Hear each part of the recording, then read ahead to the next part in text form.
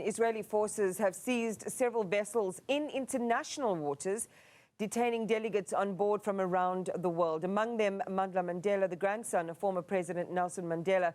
The flotilla was carrying aid to Gaza in a bid to break the ongoing blockade there.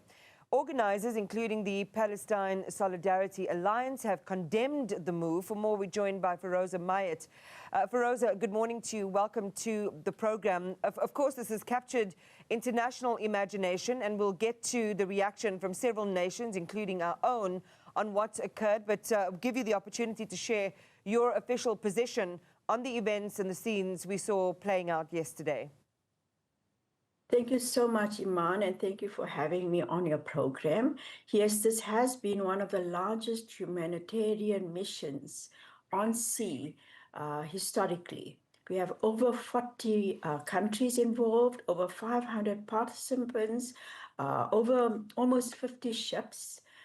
As you all know, that they've started interception of the boats from Wednesday up to yesterday. All the boats have now been intercepted.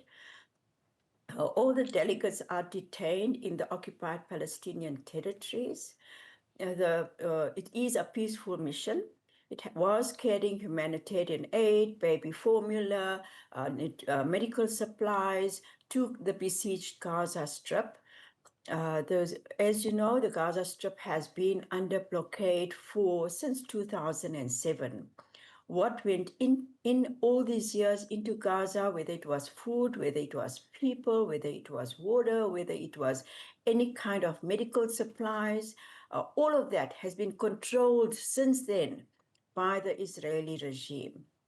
And the objective of this mission was to establish a corridor, a humanitarian corridor on sea, like we have tried previously with land and every other means to break the siege.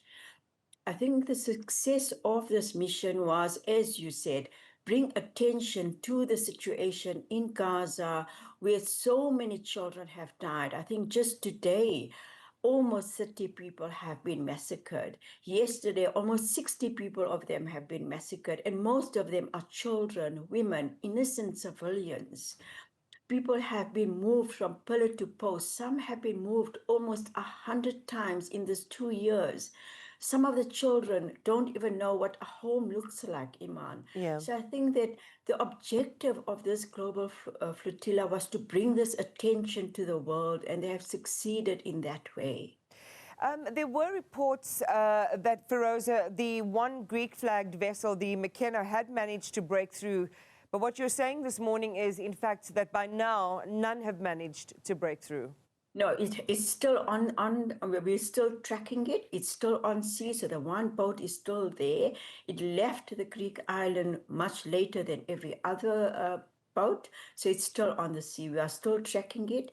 All the other boats were intercepted almost 70 nautical miles from the Gaza shore. So that in itself is totally illegal. The Israeli regime has broken not almost, but all international laws, humanitarian laws, sea laws, land laws, every law in the book. And this is what we're asking all states to make them accountable and take practical steps to make them accountable. And civilians are taking these kind of actions because we have not succeeded from governments to ensure that Israel does not have this level of impunity. So what updates can you share with our viewers, of course, the families of those activists? And I know that we're focusing on the South African activists, including journalists Zukiswa Wana and people like Mandla Mandela. But of course, it's about all of those activists from around the world, their status this morning. What can you share about their status and the next steps in the process? Will consular or legal services be provided to them? Okay, so just to name our people, so we have, as you say, in core scenes, Lili Mandela, we have Zukiswa Wana, we have Rais Mullah, we have Zahira Samur, we have Fatima Hendricks, and we have Carrie Slever, who is based in Switzerland, but a South African delegate. All of them have been detained in the occupied Palestinian territory. They've been taken to a detention center. We are waiting for our lawyers to be included in the process so they can assist them and support them in every way. We have no communication with our delegates. All communication has been cut since they were taken from the boat. On the boat, we do know that some of the boats were attacked. Some of the boats were attacked with water cannons, etc. So we have not had contact with the individual delegates at this point in time. So we're waiting for confirmation from our lawyers. As you know, that Israel is right now having a holiday as part of the Yom Kippur, and this holiday has delayed the whole process to process our delegates through their system. We're assuming they will take them from the detention center to a border from which they will evacuate them, and our delegates more than likely will come through Jordan, where our embassies will be waiting for them to bring them safely home. In light of this, almost all over the country, whether we're looking at Colombia, Malaysia, Vienna, Ireland, Venezuela, Turkey, including South Africa, are all coming out on the streets since yesterday to demand their release, to demand their safe release, and to demand that the aid they were carrying gets taken to Gaza. And all the ships are not confiscated, but returned to their owners. Yeah. In South Africa today, we have protest actions in Cape Town, in KZN, in Potch, in Pretoria, as well as here in Sandton, to raise awareness also on Gaza, but also to ensure that our delegates are brought home. Our government has been absolutely wonderful. They've been with us from day one. They have called for the release of the delegates. They have called for Israel to be made accountable. So they've been 100% with us. Firoza, we saw a post on the Israeli ministry's official X page and their X handle labeling members of the flotilla Hamas Samud passengers. We saw as well the security minister Itamar Ben-Gvir in that video now at Ashdod, where those who were apprehended were assembled together. What do you make of that? I think, firstly, the whole narrative about making everything about Hamas is a long a historical narrative that Israel has used to cover up their violence, their terrorism, their attacks on innocent people. And this particular attack illustrates the kind of narrative they're trying to use. And I think everyone worldwide, including governments, are seeing through this, that this is no way a Hamas vessel or a Hamas mission, or the delegates are aligned to Hamas or have even met Hamas.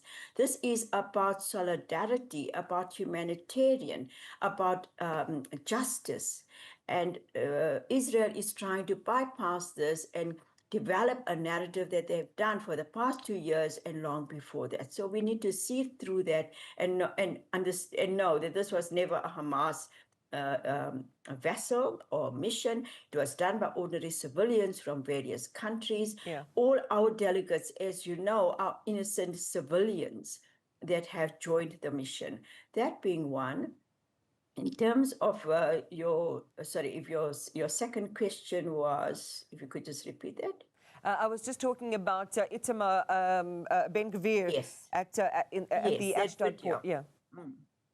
So that video is once again to create a distraction and create alarm in the rest of the world in terms of what is happening to our detainees. We do know that all of the detainees have high spirits. They continue standing strongly in solidarity with Palestinians, for the freedom of Palestine. That Ben-Gvir has made many statements throughout these 2 years, genocidal statements, and these need to continuously be seen for what it is. Firoza, as you sorry. say, you know, consular services where possible will be provided. There are some moves being made. We've seen a response, a condemnation, not only from our government. President Ramaphosa has condemned Israel's actions as illegal, as well as the Colombian president as well, and a number of people in between. Just in closing, for those who disbelieve the authenticity of the humanitarian mission, we've seen some videos online that say, you know, once the protesters were taken off those vessels, there was no aid found, that this was just a, you know, a vast PR exercise. How do you answer those, or how do you, how do you respond to something like that? So mostly everyone has seen the aid. When the ships some of the ships were attacked on sea, the aid was then moved to the ships that were still on sea. It is visually seen, it is documented, everyone has seen the aid.